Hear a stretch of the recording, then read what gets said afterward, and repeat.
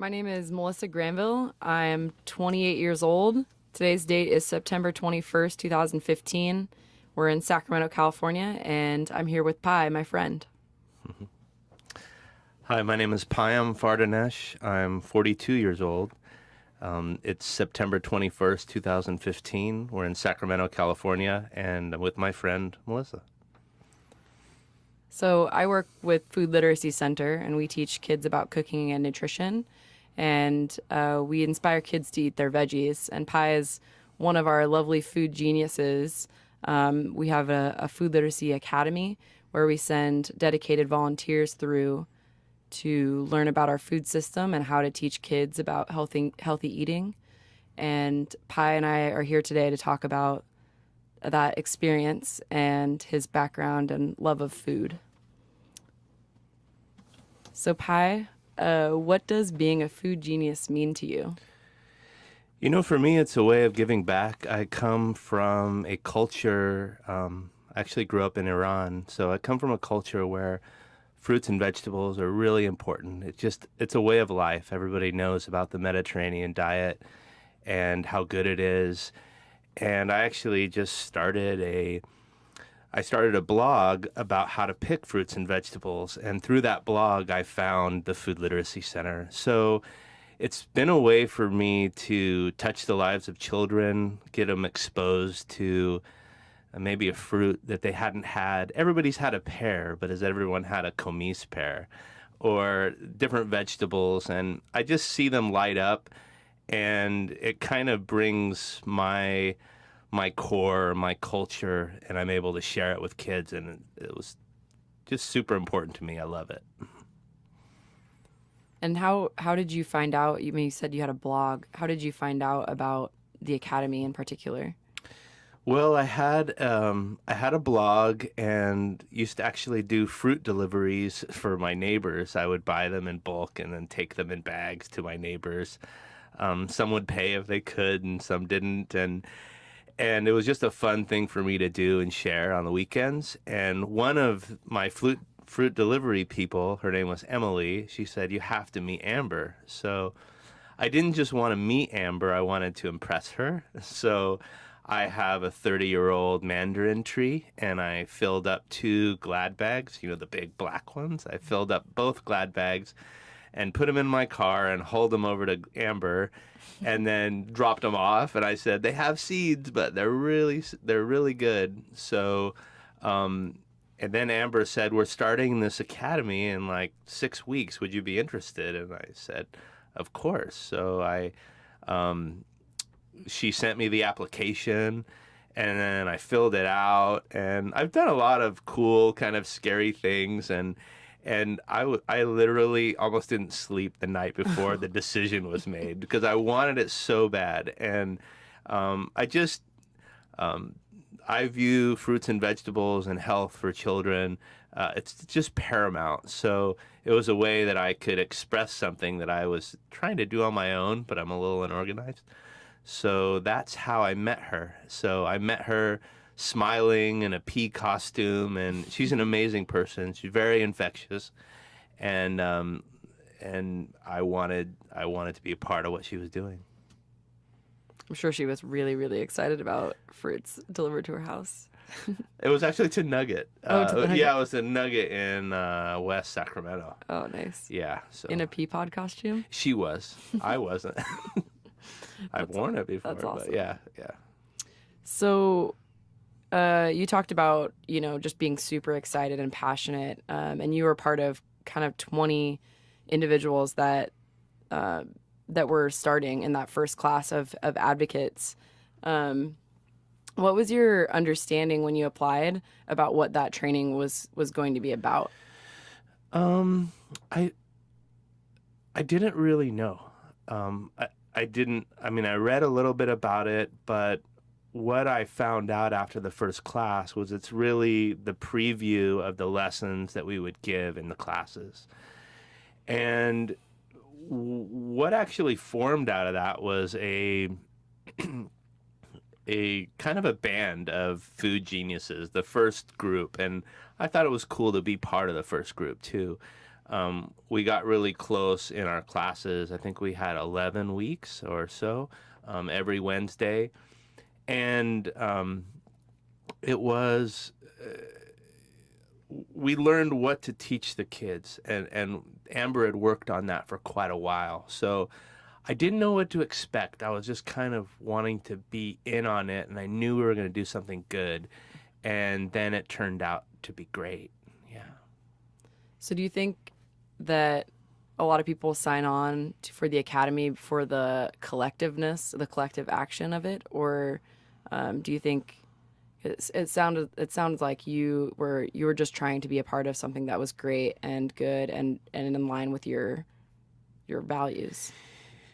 Yeah, I think that the people that join, bottom line, they want to help the kids there. And there's different economic levels in the classes. So, some people maybe grew up in poor or food deserts and they didn't have access to produce. Some people like me grew up in other countries where fruit and vegetables were even more prevalent, way more prevalent than they are here. Everyone seemed to be focused on doing well for children. And I think Amber brings that because as giggly and light-spirited and smiley and energetic as she is, she's also a dictatorian. I mean, she wants it done her way. And she, especially the very first group, because I think she saw us as the people that would be proclamating, or I'm using big words here, but evangelizing about what she's doing. And she was kind of tough with us, but I can see why. I mean, I still keep contact with many of the people that were in that first group. I think we created something special together. And as the weeks went on, I kind of saw Amber carries a lot on her shoulders, and I saw her shoulders kind of lighten a little bit because she knew that there were people that really cared with her. And I think that's really important. One of the things with Amber is I was concerned she was doing too much, and she's kind of relentless. And I'm a business owner, and I owned one business and sold it, and now I own another, and I kind of know the signs of people, like in their eyes, when they're ready for it to be over, or when they're struggling to go on. So I think being in the first group of Food Geniuses helped Amber out a lot. I think we let her know that she can do this thing and she could teach more people how to take care of the kids, which that's what we're doing now. I don't know how many groups we're up to, but we're really known in the community. It's really, really cool. Yeah, we're actually up to 61 trained geniuses, food geniuses, Wow. which is pretty incredible. Wow, yeah. Yep. And it'll be more, I guess, huh? Yep. Cool. Cross your fingers. January. Oh, yeah. January is our next academy. It will be. So you kind of talked about not really knowing what to expect, but, of all the things that you learned, was there something that really surprised you?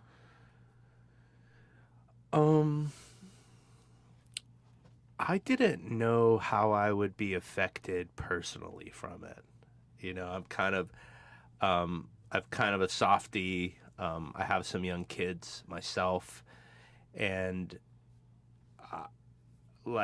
my kids eat well, and they won't even eat things that aren't from the farmer's market. They won't eat store produce. So when I went to the Capitol Heights, which was our first school, and I saw the kids, and I gave a kid a plum, and he went bananas. I mean, he couldn't believe how good it was. And I asked him how old he was, and he said it was 9. I literally had to go in the corner and I shed a tear. I mean, I really, really did.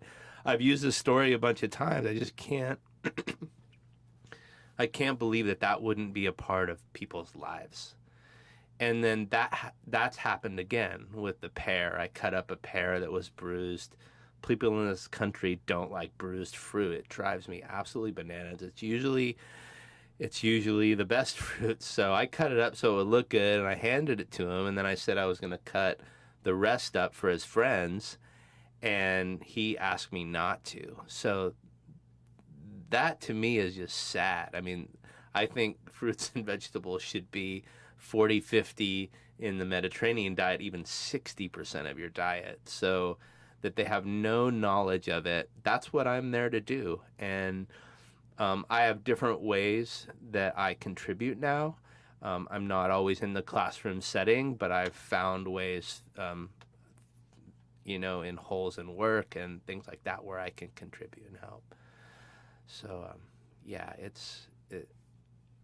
I guess I forgot the initial question after rambling on, but What surprised you most? You said it just the way it affected you personally. Yeah, I couldn't believe kids don't know about fruits and vegetables. It's beyond me that they don't know the names even of the things. It's sad. It needs to change in this country, and that's why I think that we've got so much steam is because what Amber's doing, it needs to be done. I mean, it's a necessity to our communities. It's a necessity to our diets, to obesity that we recognize in this country, and it could go on and on. What we're finding out about food and how it affects people, not only when they're young, but they're older. This is a generational type of effort. It's not help a kid in a class once. It's teach a kid once and he'll eat plums for the rest of his life. That's what we're doing. That's awesome. So you were part of the first cohort. We call them cohorts, the academy geniuses. And so you're a part of that first cohort, and you really just helped shape the way Food Literacy Center was run, and really helped Amber in many ways.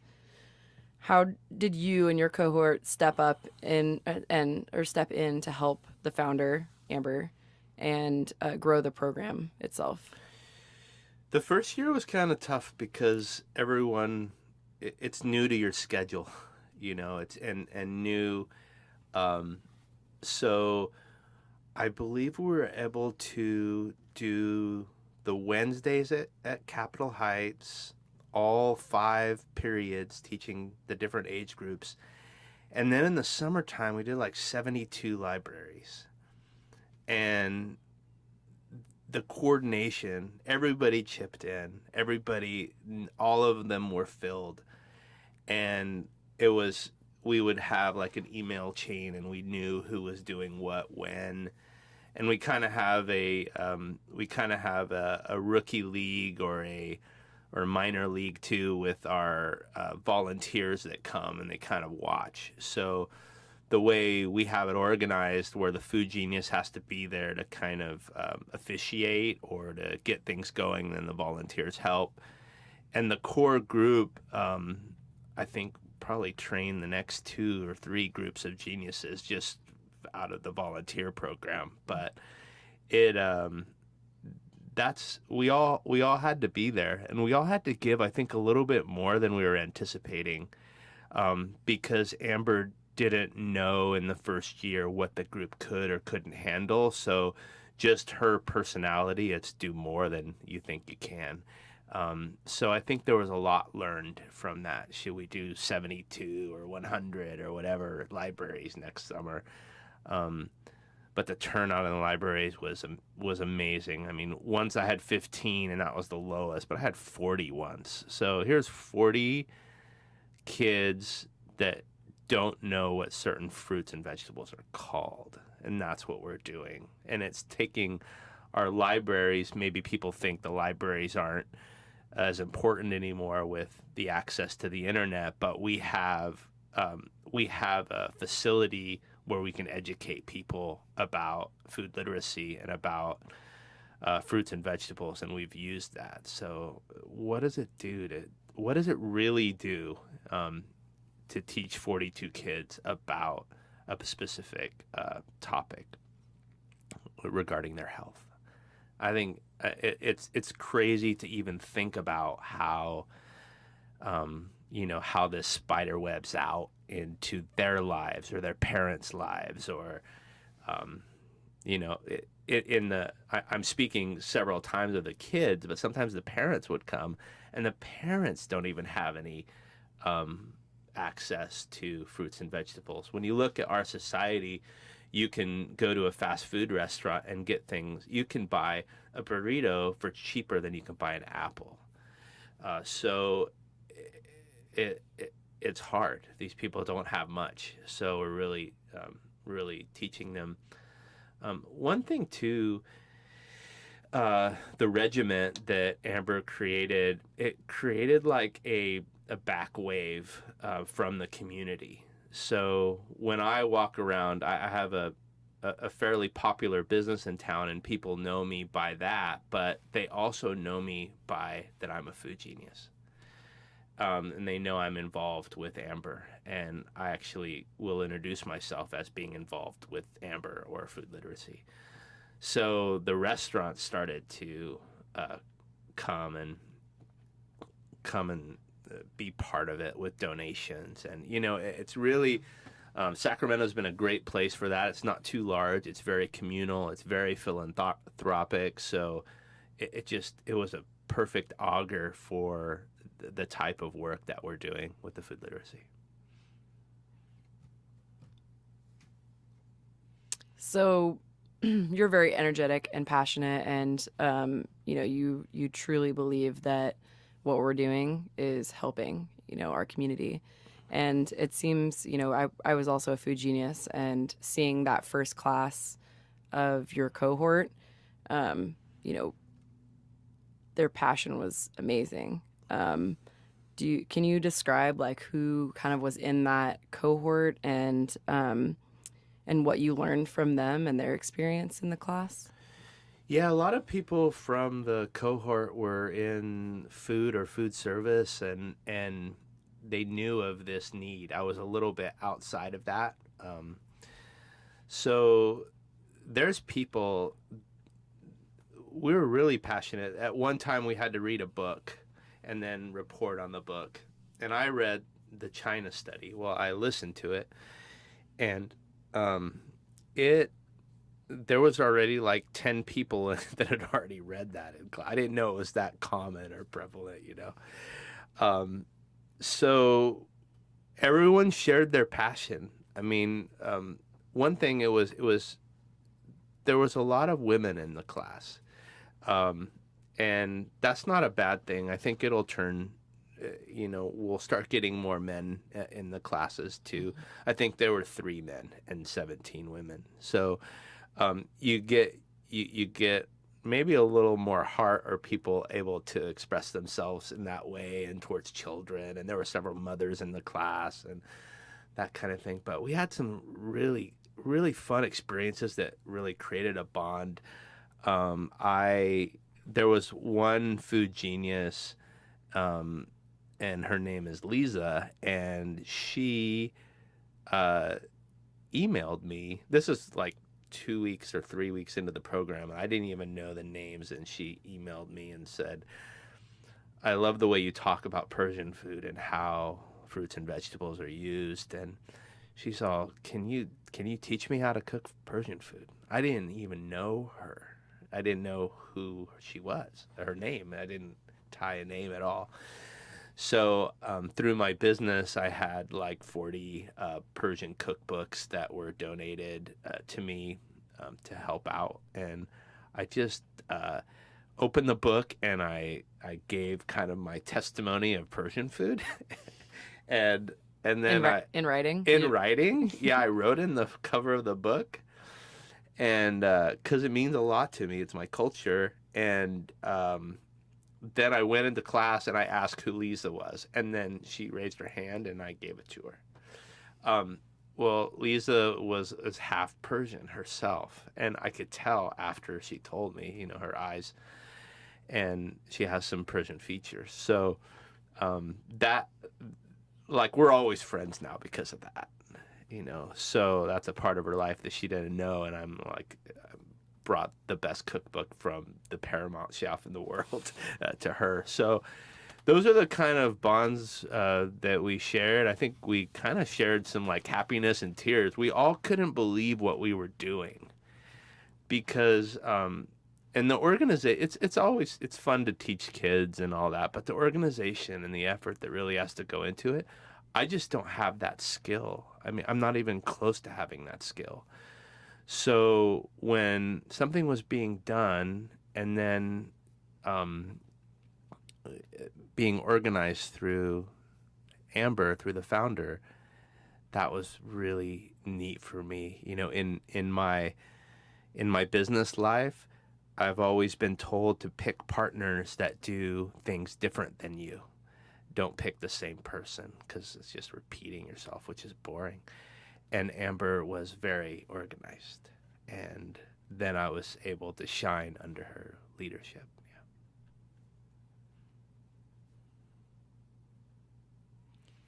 You've now been volunteering with Food Literacy Center since 2013. What has... Wow, that's a long time. I forgot. What year is it? I'm sorry. What has changed throughout those years?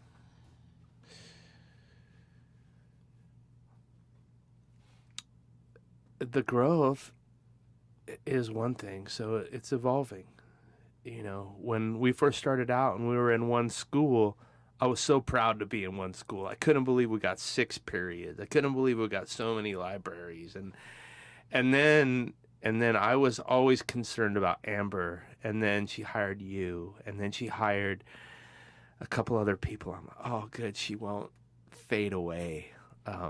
Because I was worried. It's happened to me. So I know. So the way it's evolved and the way not only evolved, it's grown and we're recognized. There's people wanting to be involved. I think we're privately funded, so the good word helps. The good word that's being spread through the community and the volunteers helps out in the funding. I think this is a really it's a tangible nonprofit. You know, you can see it. If you want to donate, you know, $10 or $1,000 or whatever, you can go to the classroom, you can donate and then go to the classroom. And by the time you leave, you'll believe that you didn't donate enough. I mean, that's the type of work that's being done. So, I'm glad Amber has who she has. You guys are magnificent, and we'll keep it growing. I don't want it to grow too big. I don't want it to grow too fast. I want others, like this can happen in Seattle. This can happen in Portland. It can happen, you know, in Austin. It can happen all over. And the thing about Amber that is very sweet and kind of a nonprofit entrepreneur that she is, there's got to be a word for that, I think. But she would actually have joy if that happened. It doesn't have to be food literacy. It doesn't have to be under her umbrella. I think she would even help people out. That's the difference. And that is, I can see that happening around.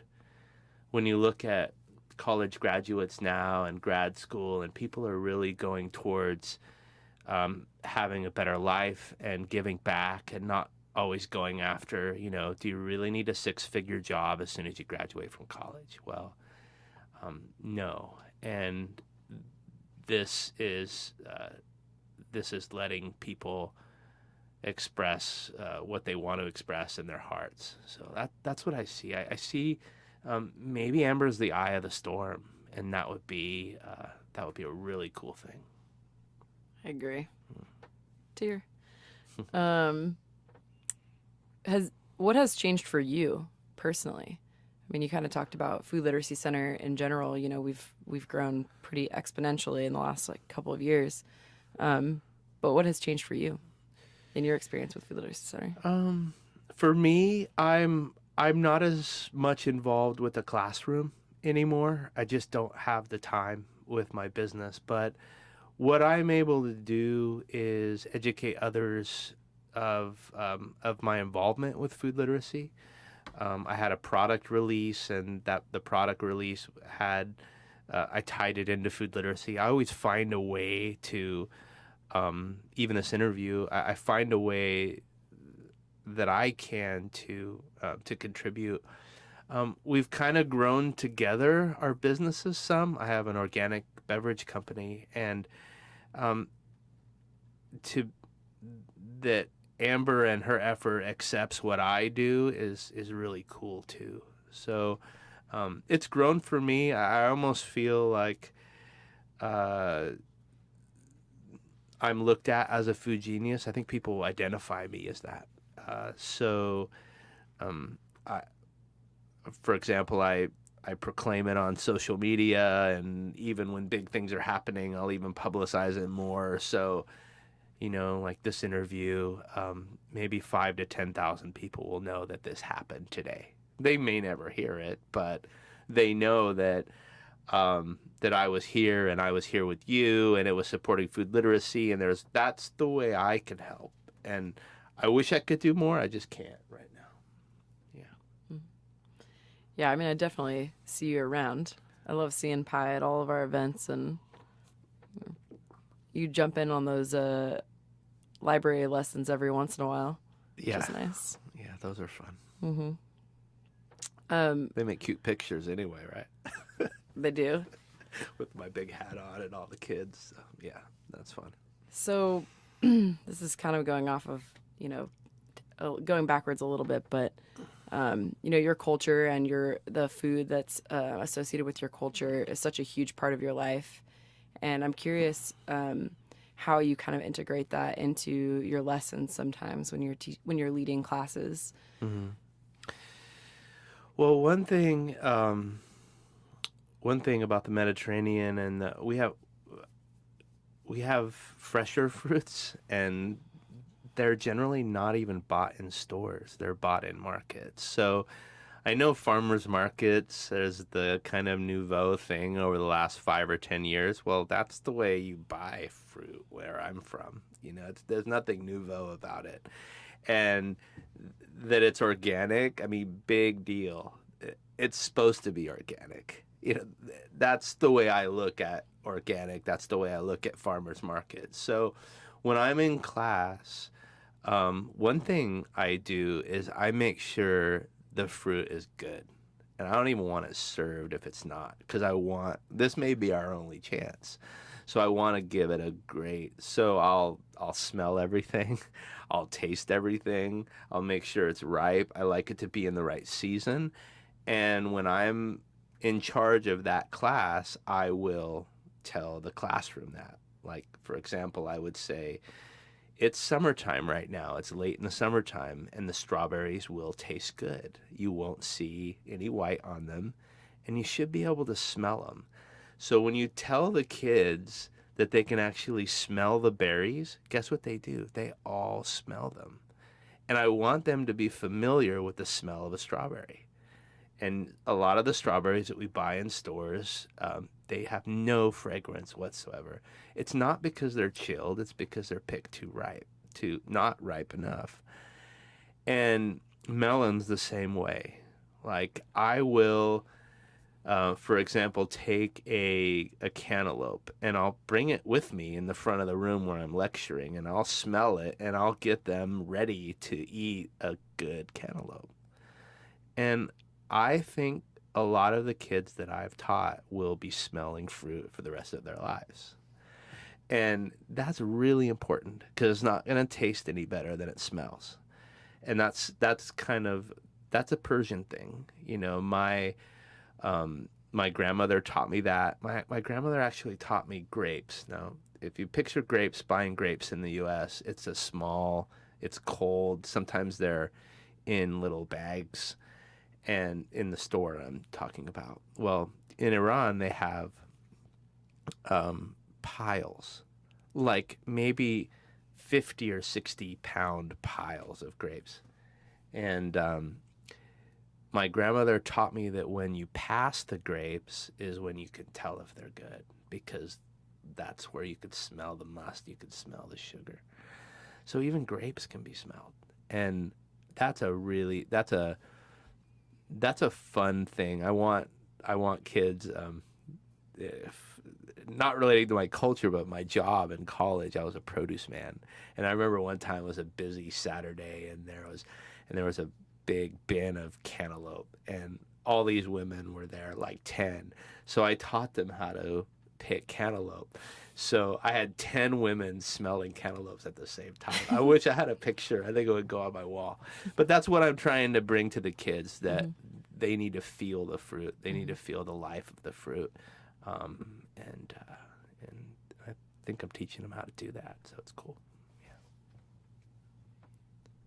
As someone who went through the academy, I went through the academy last year. I feel really excited and proud to join kind of a larger collective of people that are just really passionate. You know, these food geniuses are kind of changing the world, you know, and we're changing the food movement.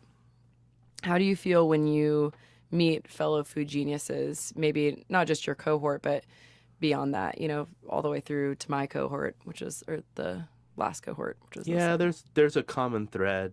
Absolutely, there's a common thread. And a lot of them you've served with in different ways, but we see the need in society. I mean, that's the one thing. That's the one thing that's fun for me. I mean, there's a lot of nonprofits that we could be involved in, and I think they're all important. This one just resonates with me and my passion, and I think the other food geniuses can see that. You know, like, you should see our what's it called when everybody brings some kind of food to eat? You should see our potlucks. Our potlucks are so good. Holy cow. So everyone recognizes. You gotta step your food game up if you're. If you're a food genius, you gotta bring it. So I think that's one thing. We all kind of respect each other and what we're doing, and what a great common core to have. It's amazing. So, you know, we have our next academy here in January. Do you have a couple of pieces of advice for, you know, folks who may be interested in taking on the academy? I think they need to recognize that it's not for them. They need to recognize that this is really for the kids first and the families second of the kids you'll be teaching. You won't recognize what you're doing until you're actually in the classroom setting, or you're actually in the end of year setting when all the parents are there and the parents are participating and taking the bags and the donations. They're actually changing the diets of their families. You can't really see that when you're doing a book report on the China study, but you feel it and you get it when you're in the class, or when you're in the library. And I remember being in the library serving we had blueberries and strawberries. It was a great donation day. And I remember the parents eating as much as the kids. There's a reason for that. It's because it's lacking in their lives. So for the new food geniuses that will be coming about, they need to know that what they're doing, they're the bottom of the top of the funnel. It's a big thing they'll be doing for the community, and it's not really for them. So I guess that's what nonprofit's all about. I think, you know, there is and you kind of mentioned that you had this as well. Just there. You know, the focus is on creating a better community, but you also get a lot in return. Can you maybe tell a story about how, you talked about another story earlier, but do you have another story that you can share with us about how it affected you with the kids? Um, one, the last was it a library? Yeah, it was. The last library that I was able to teach in, we had a lot of great fruits and vegetables. I was, we've come a long way, because usually you would have one thing, and we had juices from a local juice company that were really expensive and really good, except for the beet one. A little dirt, but I like the beet one, the beet yeah. lemonade. So delicious. So, anyway, I like my beets with brown sugar. Um, so we had beets and strawberries and blueberries and mangoes. It was crazy good. And afterward, I like to sit in a U with the kid, and I'm in the center of the U, and I really bring them in. And then when when uh, when we were done, then we took a picture all together, and three of the kids sat in my lap. So that's the kind of thing, like, they get it. I'm a nice guy and I'm fun to be around, but they won't ever see me again. But what I taught them that day, they could remember forever. It's very simple. Smell fruit before you buy it. Eat lots of fruit. This curly-headed man said it's good for me, and those are things that those have staying power. They're very simple. They're ABCs. It should be even easier than ABCs to know what your body needs and the type of fruits and vegetables that it needs in order to grow. So that was a good experience. They sure are cute, huh? They're super cute. So, why do you continue to stay involved?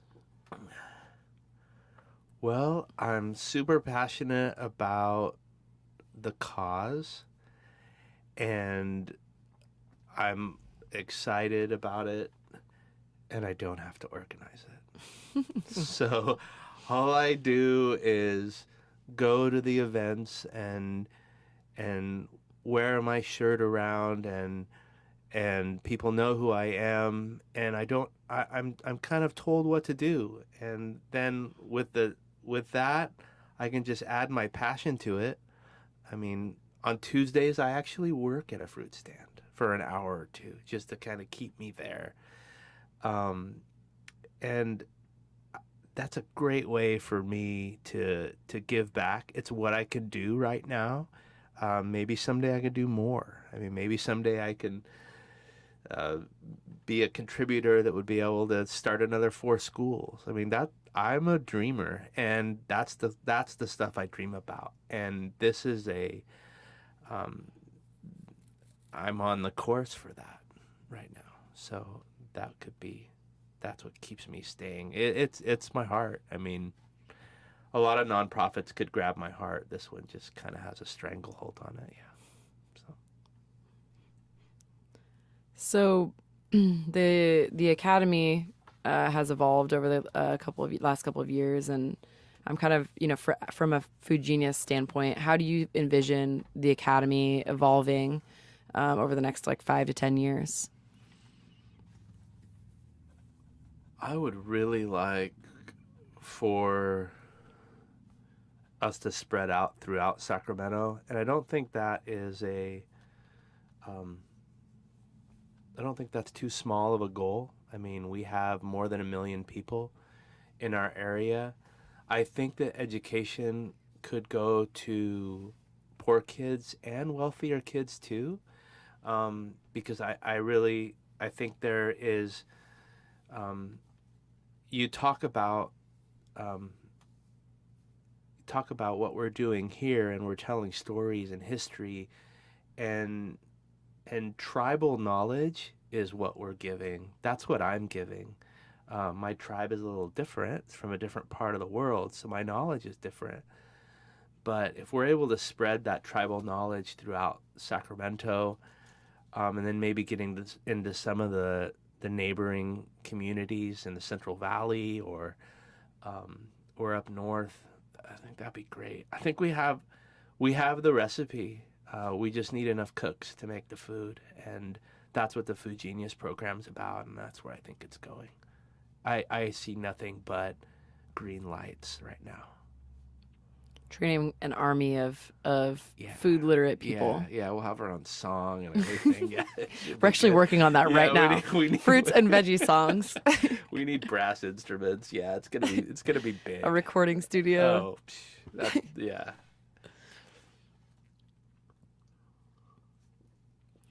You haven't stumped me yet. Come on. I haven't stumped you. So in my experience, I didn't come from food, but I was passionate about it, and I see sometimes people who come to the academy don't necessarily have a nutrition background. How do you think, having that diversity in the academy, how do you think that translates on the ground? I think it's great. You're able to share information. You're able to share. I'm a business guy, so I was able to bring that to the table, and then I'm able to be taught about fruits and vegetables. But I really, at the core, we're teaching people how to eat, and we're teaching people how to eat fruits and vegetables, which is lacking, and that's why it's so very important to what we're doing, and because of the groundswell that's created, it's proving that it's what we need, because generally things fall off after a year or two. This isn't just Amber anymore. This is all of us, and in the first year it was all Amber. That's why I was worried about her. But the groundswell is huge, and I think we can change the diets of children in the Sacramento area and even larger. We're doing it every day, actually. So I think it's a big deal, and I see why people want to get involved. It's a good thing.